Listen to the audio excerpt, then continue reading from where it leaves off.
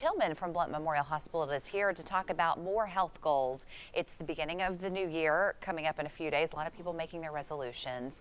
Where's a good place to start? Because it can be overwhelming for people. It can be overwhelming, and I really like to step back sometimes. We talk a lot about weight loss, and many people, that's the number one resolution that people set.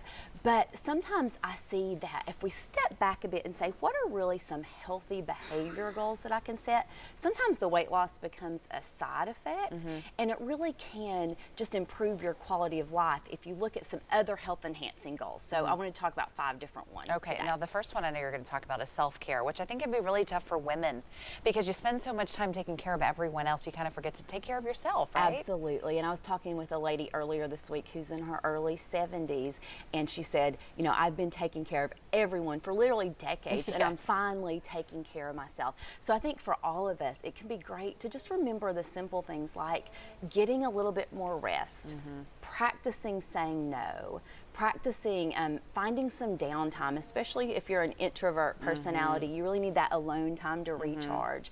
Simple things like we think about self-care sometimes as maybe extravagant things like getting a massage or a pedicure. That's great, but sometimes it's scheduling that dentist appointment or scheduling that yearly checkup with your doctor. Just taking some time to put a priority on taking care of yourself. Now you mentioned sleep is a really big one for people. So this could be something that changes people's lives and the way they feel if they really put a priority on sleep. The average person gets way less sleep than we need, and there's lots of circumstances that can make that difficult. There's certain times in our lives, young children, it doesn't work. It just doesn't happen sometimes. I can attest to that. You know, certain jobs, certain shift work and things. But if you can, just little behaviors like practicing going to bed a little bit earlier, doing some good sleep hygiene, turning off those devices. We hear it all the time, but how easy is it to be right up in bed looking at our I do it every phones night. and stuff like that. So how can we get even that 1 hour more of sleep? Aiming for 7 to 9 hours of sleep a night.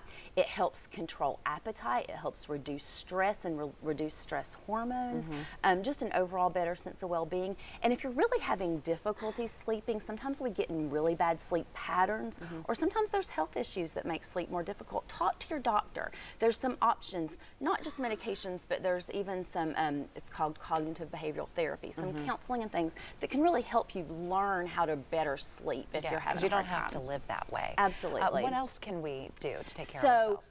A great resolution or goal is to just practice moving more every day. So for some people that's joining a gym, but we know lots of people join the gym in January and then they're paying their membership every month, but they never go back after February. I think we've all been there. Joining the gym is great, but also taking a walk every day, maybe finding a class that you love, finding something that you enjoy, because if it's just drudgery and you dread it, you're not going to do it forever. So finding something you enjoy can be key. And cooking, I know you said cooking at home. I'm kind of guilty of not doing that enough. We go out to eat a lot, but that can be good for you too. I think for many people, you know, I talk to people who eat out 1, 2, or 3 meals every single day. Wow. And just practicing some very simple, you know, techniques of learning how to roast some vegetables, learning how to grill or roast some meats, and putting together a couple simple meals, that can make a huge difference, both from a budget standpoint and also just a health standpoint. Because when we eat out a lot, the chance of eating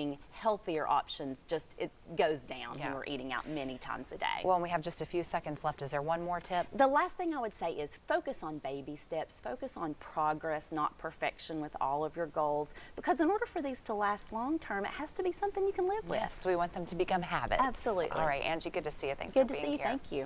Still to come here on the show, the holiday season means it's time for high school basketball tournaments. Coming up in sports, we're checking in with some local teams.